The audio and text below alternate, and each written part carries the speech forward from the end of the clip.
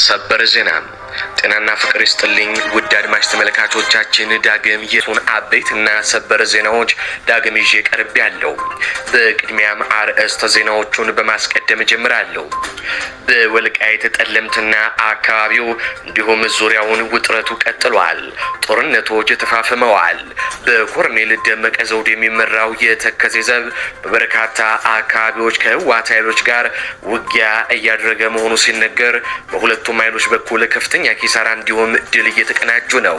የህወሓት ታንክ በእሳት መንደዱ ሲነገር፣ የአብይ ድሮን የተከዜ ዘብ የህወሓት ጦርን እንዲሁም የራሱን የመከላከያ ሰራዊትን አንድ ላይ በድሮን ደብድቧል ተብሏል። በሰሜኑ ክፍል እየተደረገ ያለው ጦርነት ከባድ ነው ተብሏል። በእያንዳንዱ ቦታ ያለውን ጦርነት ዝርዝር መረጃም ይዘንበታል፣ አጠናክረነዋል፣ እናስደምጣችኋለን።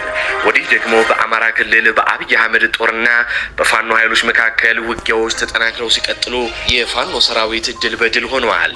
የነ ሀብቴ ወልዴ ጦር ከጎንደር ተሻግሮ ወሎ ላይ ከነምሬ ወዳጁ ጋር ተጣምሮ ታላቅ ውጊያ ማድረጉ ሲነገር፣ የብልጽግና ጦር ቅስሙ ተሰብሯል። በወሎ ደሴ አቅራቢያን ጨምሮ በበርካታ ቀጠናዎች ውጊያ ሲደረጉ የአገዛዙ ጦር ከፊሉ ሲደመሰስ ከፊሉ ተማርኳል። በርካታ መሳሪያ በአሳምነው ጽጌ ልጆች እጅ ውስጥም ገብቷል። ዝርዝር ዘገባ ይዘንበታል። ወዲህ ደግሞ በሸዋ የአገዛዙ አየር ወለድ ኃይል ኮማንዶዎች በፋኖ ጦር አይቀጡ ቅጣት ሲቀጡም ኮማንዶዎቹ በፋኖ ተደምስሰዋል። ሚሊሻም ያላሰበው ገጥሞታል። ይህም አበይት ጉዳያችን ነው። ሰላም ጤና ይስጥልኝ አድማጭ ተመልካቾች፣ እንደምን ቆያችሁ? ከላይ በአርዕስተ ዜና ያደመጣችሁትን መረጃዎች ወደ እናንተ ላደርስ እዚህ ተገኝቻለሁ። የህዝባዊ ሰራዊቱን የምትደግፉ እንዲሁም ሀገር ወዳድ የሆናችሁ አድማጭ ተመልካቾች ቪዲዮን ላይክ፣ ቻናሉን ሰብስክራይብ አድርጋችሁ የዶል ምልክቱን ታበሩ ዘንድ እንጠይቃለን። እንዲሁም በኮሜንት ድል ለህዝብ ልጆች ድል ለጀግኖቹም እያላችሁ ለህዝቡ ሲሉ ጫካ የገቡትን ታጋዮች ታበረታቱ ዘንድ እየጠየቅናችሁ በቀጥታ ወደ መረጃዎች ያለፍኩኝ። እስከ ፍጻሜው ድረስ አብራችሁን ቆዩ።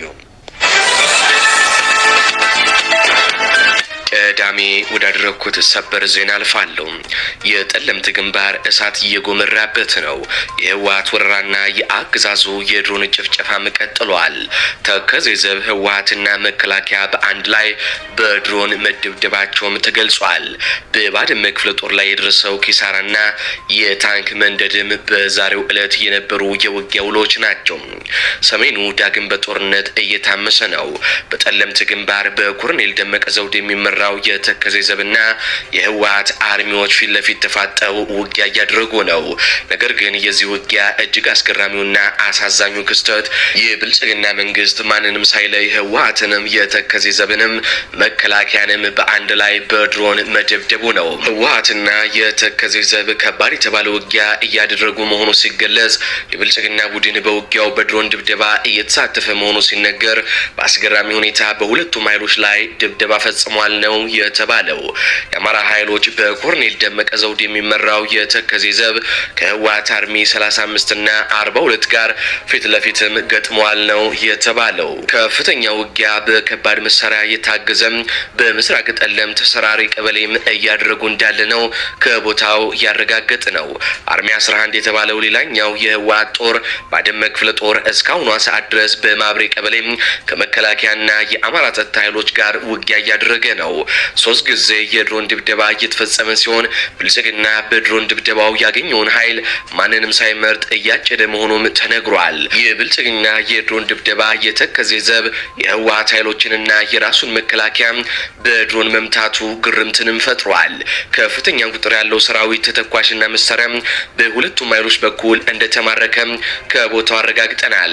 አንድ ንብረትነቱ የህወሓት የሆነ ታንክም መንደዱን ምንጮቻችን ገልጸውልናል። አሁን በዚህ ሰዓትም በምስራቅ ጠለምት ሰራሪ ቀበሌም በከባድ መሳሪያ የታገዘ ከፍተኛ ውጊያ እየተካሄደ ይገኛል።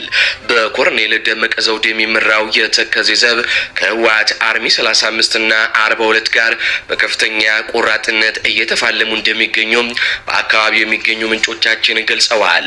የህወሓት አርሚ 11 ባድመ ክፍለ ጦር በማብሬ ቀበሌ ከፍተኛ ወታደራዊ ኪሳራ እንደደረሰበትም ከቦታ ያሉ ምንጮቻችን ሲገልጹ፣ ይህንን ተከትሎም አርሚ 35 35 ተከዜን ተሻግሮ ወደ ውጊያ ቀጠና እንዲገባ ተደርጓል ነው የተባለው።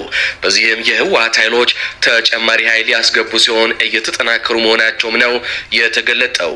በውጊያው የህወሓት ንብረት የሆነ አንድ ታንክ ተመቶም መጋየቱንና በርካታ ወታደራዊ ቁሳቁሶች መማረካቸውንም ከስፍራ የደረሰን መረጃም ያረጋግጣል።